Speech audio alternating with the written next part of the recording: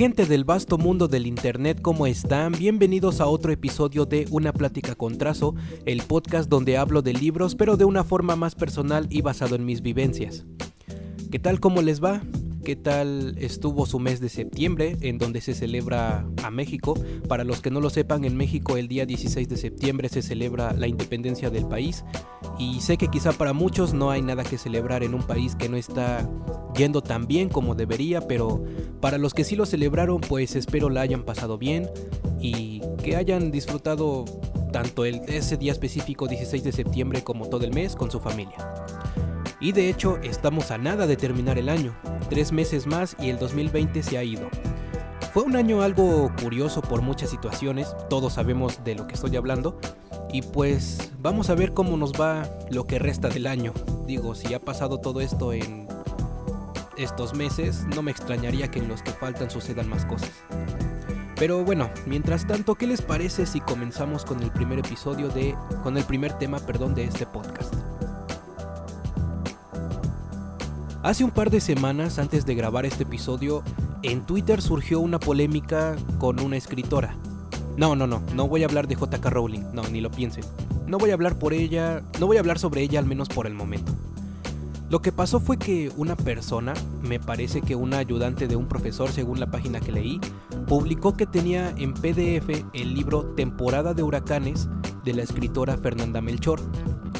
La escritora pues se enteró de esta situación porque esta ayudante de profesor estaba repartiendo el libro gratis básicamente y pues sí se recontraenojó por el hecho de que anden regalando copias de su libro en PDF y comenzó a hacer una serie de tweets diciendo que no es correcto lo que hacen y que solamente están lucrando con su trabajo y esas cosas. Tras esto, varias personas, entre ellas escritores y una editorial, respondieron pues a los comentarios de esta escritora, Fernanda. Algunos apoyaban y otros criticaban. Algunos decían que México es un mal país por no respetar los derechos de autor y otros decían que Fernanda Melchor no puede enojarse porque ella en algún momento pues leyó y compartió libros pirateados en PDF. El tema concluyó con que Fernanda Melchor no tomaría represalias ni nada por el estilo contra esta ayudante de profesor, pero que sí quiso hablar de ello porque al final, pues, ¿a quién no le molesta que se metan con su trabajo? Y tiene razón. Y básicamente ese fue todo el problema que sucedió. Se enojó porque había una persona que estaba repartiendo su libro de manera gratis en PDF en Twitter. Por si quieren leer más del tema a detalle, escriban en el buscador de Google Fernanda Melchor y vayan a la sección de noticias y ahí les van a salir muchísimas páginas y blogs que hablan de este tema. Así que, bueno, hay muchos artículos hablando de ello y se pueden informar mejor ahí. Yo solo lo resumí para que pudieran entrar en contexto. Y bueno, después de toda esta introducción, te preguntarás, ¿por qué hablé de esto? Porque quiero dar mi opinión, mi punto de vista sobre la piratería de los libros en general, basándome en este tema. Ese es el primer tema de este podcast, la piratería de los libros en PDF. Primero que nada, hay que decir que los libros son caros. Lo he dicho siempre, y al menos en México un libro te sale entre 200 y 400 pesos. ¿Por qué tienen ese valor? Porque hay mucho trabajo detrás. Diseño de portada, promoción, edición, el tiempo que el autor dedicó a escribir, en algunos casos merchandising, la publicidad, etc. Al fin y al cabo, la editorial decide qué precio ponerle a ese libro que va a publicar y el libro lo comprará quien quiera. Sinceramente, no es obligatorio comprar un libro. Y justamente con esto es en donde empieza el problema. Imaginemos que un libro cuesta muy barato 150 pesos. Hay personas que se ponen una meta de leer una cantidad de libros al año. Así que hagamos un ejercicio, un ejemplo imaginario. Vamos a poner como ejemplo a un chico llamado Anguiano. Anguiano es un estudiante de universidad al que le gusta leer y se propone la meta de leer 20 libros al año. Si Anguiano llegara a leer esos 20 libros y cada libro le costó 150 pesos, al terminar su meta gastó 3,000 pesos en libros. Anguiano es pudiente y pues puede comprar todos esos libros y no hay problema para él, realmente no le afecta en su bolsillo. El problema no es que pueda comprar los libros, el problema aquí es para los que no tienen la misma oportunidad monetaria que él. Digamos que por otro lado está Asdrúbal. No es un chico con deficiencias económicas, pero vive al día. Por ende, él piensa que en vez de gastar 150 pesos en un libro, mejor podría gastarlos en otra cosa. No lo sé, salir con amigos, comida, tal vez pasajes para ir a la escuela, salir con su novia, comprarse un Funko Pop, cualquier cosa, ¿no? Puede ser lo que sea. Sin embargo, pese a que no quiere gastar ese dinero en el libro que él quiere, sí que quiere leer ese libro, por lo que un día entra a Twitter y se da cuenta de que alguien está compartiendo el libro que quiere en PDF y gratis. Obviamente sin pensarlo, Asdrúbal le pide el libro a esta persona y así ya se ahorró 150 pesitos. Voy a explicar un poco mejor todo lo que acabo de decir. Hay muchas personas que no pueden o no quieren comprar un libro por el hecho de que sea caro. La verdad es que en México, desgraciadamente, comprar libros es más como un lujo que otra cosa, y como dije hace rato, hay gente que prefiere piratear el libro y usar el dinero en otra cosa, tanto para algo bueno como para algo malo. En México la economía, esto también es parte del problema, la economía no está tan bien como para tener la dicha de ir a una librería y comprar 1 o 2 libros. Incluso a mí a veces me cuesta ahorrar dinero para comprar un libro, porque yo soy estudiante de ingeniería electrónica y a veces tengo que comprar componentes, tengo que comprar material, herramientas, todo ese tipo de cosas, y pues también son caras. Entonces el hecho de que tengas el dinero limitado, llevado de la mano con que literal todo es caro, pues es lo que provoca que la gente vaya y se robe un libro en PDF.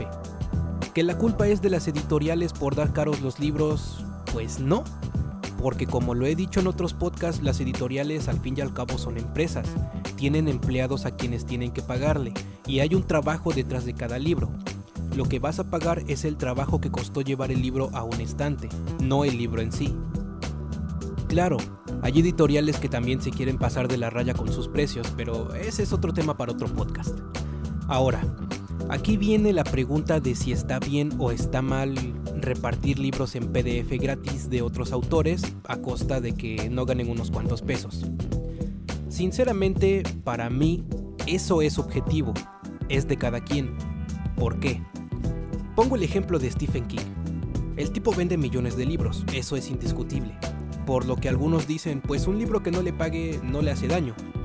Para mí esa frase sí está mal, porque la gente que sabe cómo es la publicación de un libro sabe cuánto dinero se gana de verdad escribiendo. Imagina que hay 1000 personas más que piensan de esa misma forma. Es una cantidad considerable de dinero que el autor no va a ganar. Si vende 100 libros a 150 pesos, son 15,000 pesos. Y si de esos 100 libros se piratean 10, el autor pierde 1,500 pesos. Aunque no lo parezca, es bastante, y más aún sabiendo cómo son los salarios en México. Y eso sin tener en cuenta que se debe recuperar la inversión de pagarle a toda la gente que estuvo detrás de ese libro. Sin embargo, Stephen King al fin y al cabo, hoy en día es garantía de que vende millones de libros, y por mucho que le pirateen seguirá vendiendo. El caso de Carrie, su primer libro escrito hace 50 años, al día de hoy a la publicación de este podcast sigue vendiendo copias, y se tienen 2 películas y probablemente se hagan más películas en el futuro sobre esa novela. Además de que más de sus libros se vuelven películas y bueno, básicamente gana dinero de cualquier modo. El problema de la piratería en los libros de PDF es que básicamente estás afectando a escritores medianos y pequeños. Stephen King vende millones, sí, claro, pero imagínense que Asdrúbal Torres, el escritor que acaba de empezar, como mucho con ganas te llega a vender 10,000 libros, su ganancia es muy poca, y todavía que le pirateen sus libros pues básicamente le quitas el pan a la boca. O ni siquiera hablemos del dinero o la comida, ¿no? De que viva de escribir. Básicamente no tiene manera de invertir para poder seguir escribiendo, no tiene un incentivo para seguir escribiendo. Esto es lo que vuelve subjetivo si está bien o mal leer PDFs robados para mí, porque tú no sabes si una persona realmente no tiene o no puede comprar el libro que quiere, y por mucho que sepas que le afecta al bolsillo de un escritor, tú no puedes obligar a alguien a que compre legal si con trabajo puede comer cada día.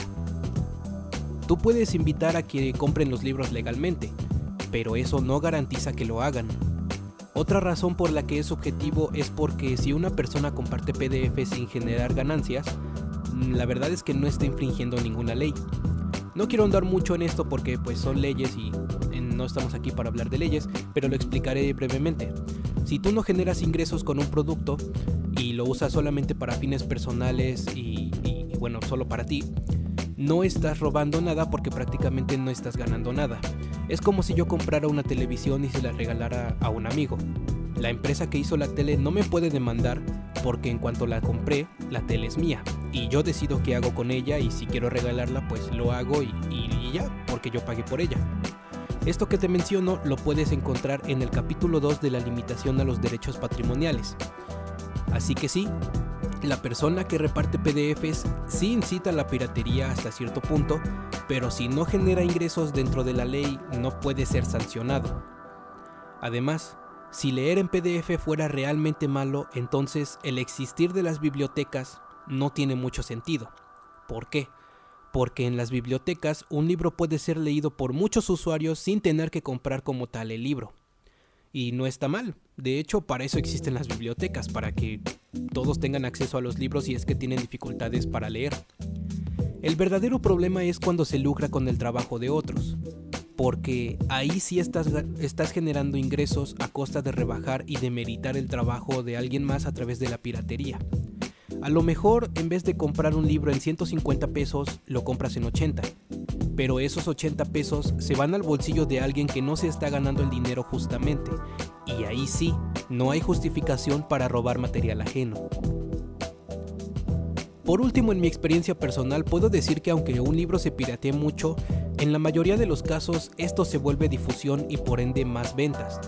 Se dice que si la gente piratea tu libro es porque tu libro es muy bueno. Si no lo fuera, pasaría desapercibido y literal nadie querría piratearlo. Esa es básicamente la frase que se dice mucho entre los escritores. Yo personalmente opino que es mejor comprar los libros legalmente, no por darle de comer al escritor ni nada de eso, sino porque hay más gente que trabaja en un libro además del escritor, y entiendo el esfuerzo que conlleva escribir un libro. Pero entiendo también el hecho de que algunas personas no quieran o puedan pagar un libro y lo descarguen ilegalmente. Al fin y al cabo las acciones son propias. Incluso hay autores como Laura Tárraga que han dicho que de ser un caso muy complicado, están dispuestos a darte sus propios libros en PDF con tal de que no contribuyas a la piratería. Además, leer en PDF debería ser un gancho para que, si te gustó el libro de un autor, te motives a leer más de sus libros y te motives a comprarlos legalmente. Al fin y al cabo es su trabajo, y si ellos se dedican literalmente toda su vida a escribir libros y entretenerte, creo que lo menos que puedes hacer por ellos es gastar un poco de dinero en ellos, en sus libros. Como dije, esto es mi opinión, mía de mí. Recuerden que puedo estar bien o puedo estar mal, eso depende de cada quien. Solamente quise compartir mi punto de vista sobre todo esto y sobre lo que pasó con Fernanda Melchor en Twitter. Vamos a hacer un pequeño corte aquí, amigos. Recuerden compartir el podcast, recuerden seguirme en Instagram como Alejandro Plata 99. Si comparten el podcast en Instagram, etiquétenme para que demuestre que están compartiendo el podcast. Y bueno, volvemos en nada.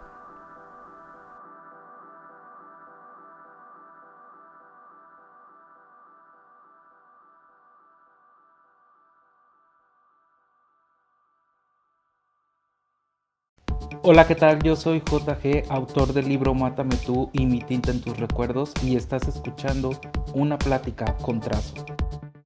Si te gusta mi podcast y mi contenido de YouTube, te hago la invitación a que me apoyes en Ko-fi, donando un poco de tu dinero para poder seguir haciendo contenido.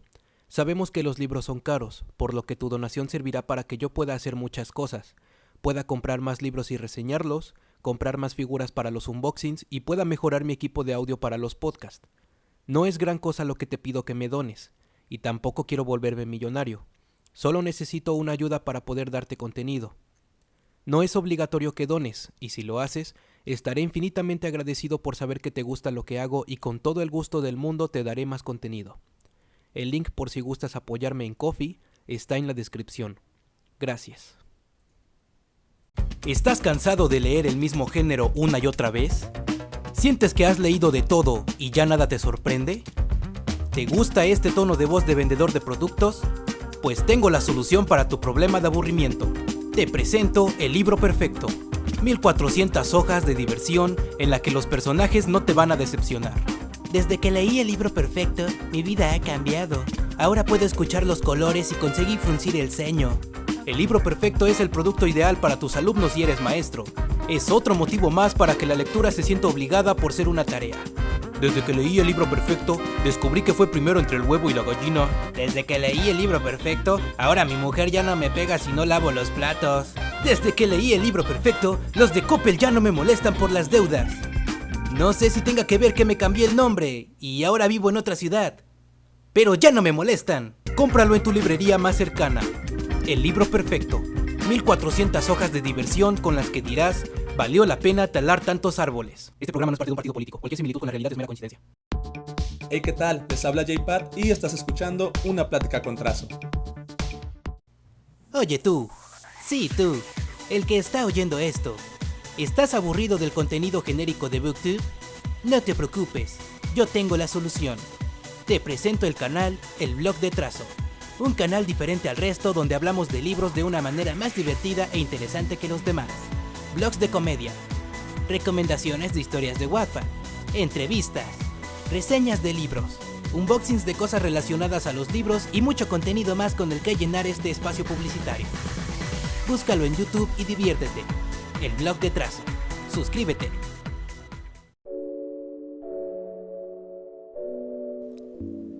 Amigos, hemos vuelto y estamos ahora con el segundo tema de este podcast. Espero que el episodio les esté gustando.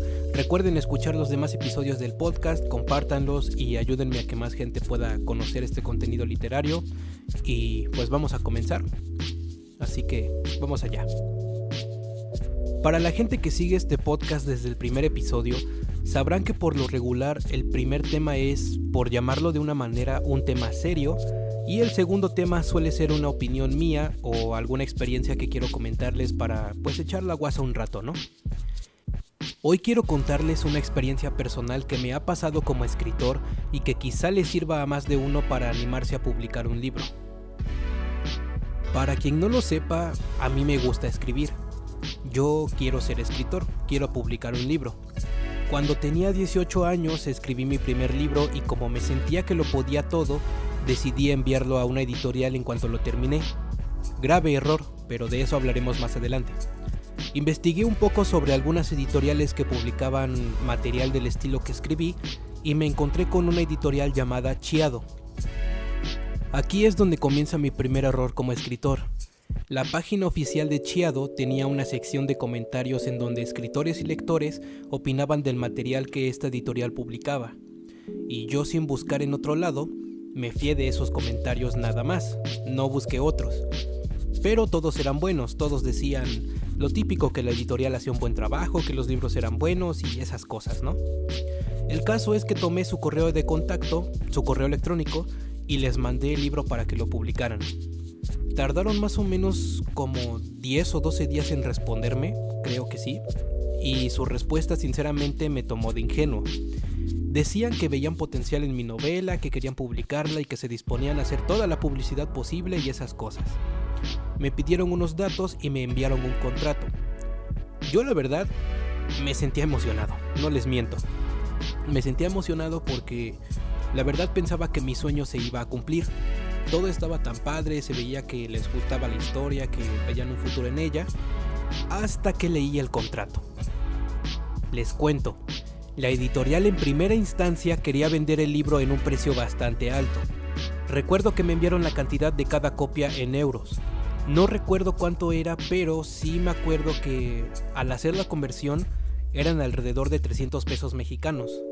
Pero lo que de plano no me gustó fue el apartado de las regalías. Primero y principal, si yo firmaba ese contrato, me comprometía a pagar 140 copias que la editorial me iba a enviar para que yo hiciera con ellas lo que quisiera. Tenía que pagar la mitad al firmar el contrato y la otra mitad antes de salir el libro publicado. Y si yo, por alguna razón, decidía rescindir de ese contrato, de cualquier modo tenía que pagar las 140 copias. En ese tiempo yo no tenía trabajo ni forma de generar ingresos, y por las 140 copias la editorial me estaba pidiendo, si no mal recuerdo, creo que eran 25,000 pesos. Les comenté que no tenía modo de pagarles a menos que me dieran tiempo. Me dijeron que no había tiempo, que el pago era ahora o nada, y pues tuve que declinar la oferta. Así fue como rechacé mi primer editorial. En un momento les cuento más detalles. Pasamos a la segunda editorial que rechacé. El hecho de que no publiqué mi primer libro pues sí me afectó un poco, pero lo dejé pasar y seguí escribiendo. Escribí un par de cosillas más y conocí otra editorial llamada Endira. Chiado era una editorial, me parece que española, y no estaba muy seguro, así que me aseguré de que la siguiente editorial a la que enviara mi trabajo fuera una editorial de mi país. Investigando un poco sobre editoriales mexicanas me encontré con Endira, y esta vez me aseguré de leer comentarios externos de la editorial para saber si me convenía. El problema fue que no aparecieron muchos. Los pocos que leí decían que era una buena editorial y todo eso, así que dije, bueno, ¿qué más da? Y me puse en contacto con ellos y les mandé mi manuscrito. Ellos se tardaron alrededor de 2 meses en contestarme más o menos y me dijeron lo mismo que Chiado, que veían potencial en mi novela, que querían publicar una gran cantidad de libros, de ejemplares.